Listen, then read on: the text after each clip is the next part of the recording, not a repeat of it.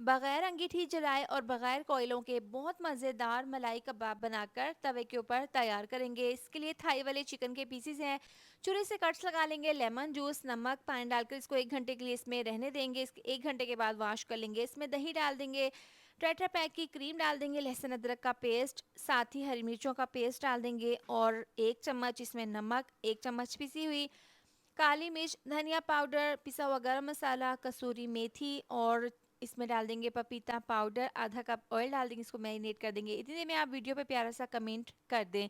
जला हुआ कोयला रख के इसके ऊपर ऑयल डाल देंगे, इसको 5 मिनट के लिए स्मोकी फ्लेवर दे देंगे। इसके बाद तवे के ऊपर ऑयल डाल देंगे, गर्म करने के बाद इस तरीके से पीसीस डाल देंगे।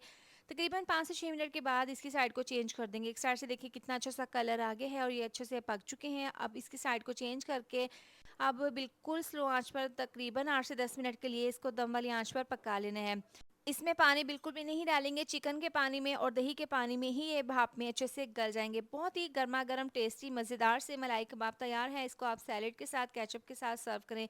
घर पर पार्टी हो, दावत हो, ये मज़ेदार से मलाई कबाब बनाकर तैयार करें।